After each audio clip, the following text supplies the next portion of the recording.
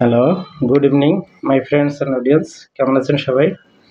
আমি ডক্টর আশিস মজুমদার আপনাদের সাথে এখন একটি গুরুত্বপূর্ণ লেসন শেয়ার করব, সেটি হচ্ছে ইংলিশ গ্রামার। আজকের টপিক্সটি একটু ভিন্ন মাত্রা দিবি আপনাদেরকে।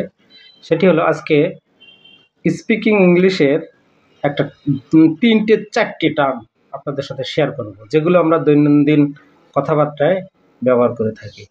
নাম্বার 1 হচ্ছে সাপোজড টু। ভালো করে মনে রাখবেন, সাপোজড টু মানে কি? এটার অর্থ হচ্ছে কথা আছে।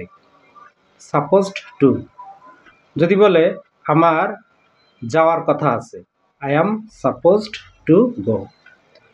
দেরি আছে, দেরি আছে কি হবে? Yet two.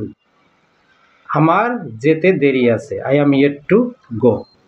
আচ্ছা, যদি বলা হয় সম্ভাবনা আছে, লাইকলি টু, আমার সেখানে যাওয়ার সম্ভাবনা আছে, I am likely to go.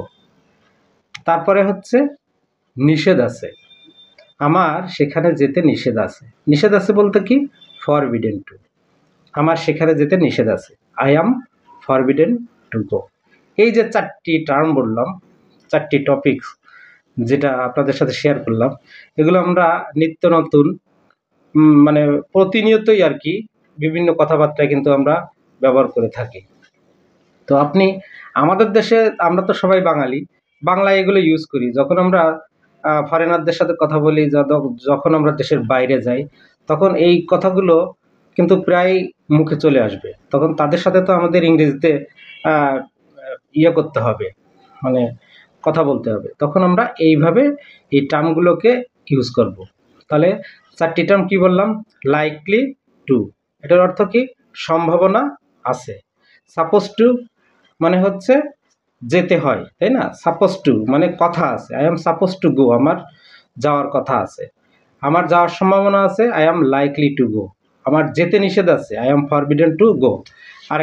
আরেকটা কি? যেতে দেরি আছে, I am yet to go. এই 4টি টার্ম আপনারা একটু মনে রাখবেন বা লিখে রাখবেন, যেটা বললাম এগুলো আপনারা প্রতিনিয়ত আপনারা ইউজ করতে পারবেন। তো কেমন লাগলো আজকের ক্লাস? অবশ্যই ভালো মন্দ কমেন্ট করে জানাবেন, আমার সাথে থাকবেন।